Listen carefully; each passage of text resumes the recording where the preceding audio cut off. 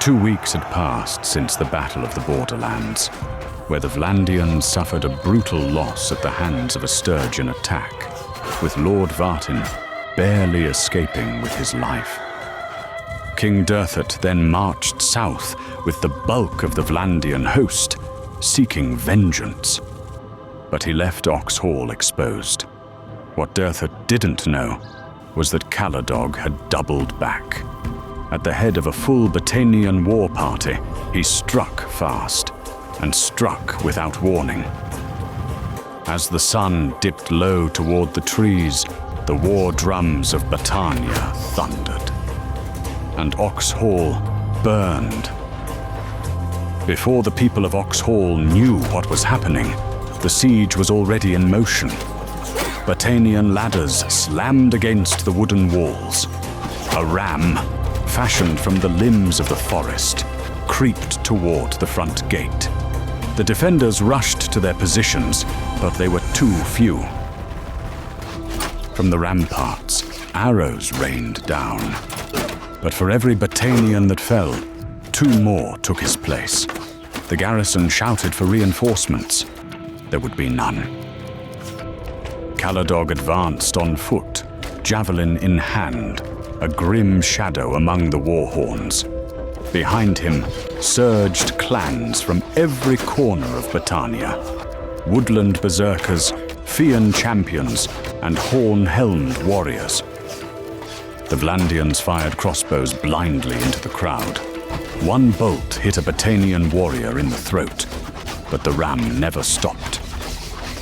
With a final, bone-cracking thud, the ram had reached the gate. The forest had come for its prize.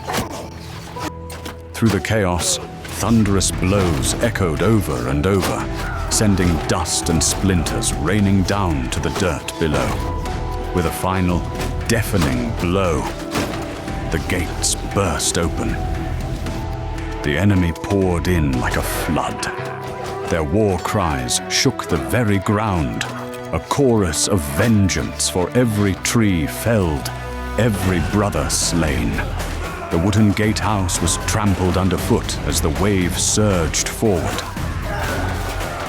Vlandian spearmen braced in the narrow alleys, but they were swallowed by the tide. Inside the walls, screams echoed through the streets. Steel clashed with steel. A Battanian warrior with crazed eyes swung his blade at a Vlandian knight and cleanly took his head from his body. Elsewhere, a Vlandian soldier was surrounded within the castle and screamed before he was dragged down beneath a pile of axes.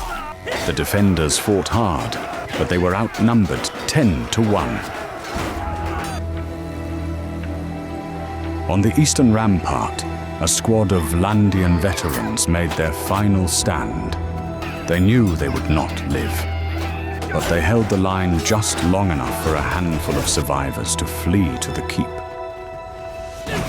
They fought like lions, backs to splintered walls, cutting down wave after wave until the doorway collapsed in flame.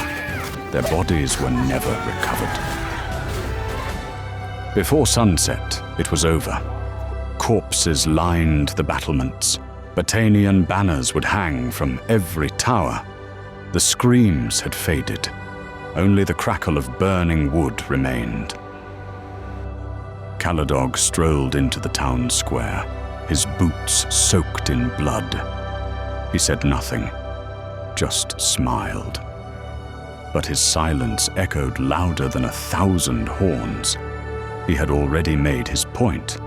Oxh Hall had fallen. Beneath the ruins, the dungeons filled with the last of the Vlandian survivors. Some sat in stunned silence. Others cursed or prayed or wept. An old man clutched his shoulder, staring at the floor.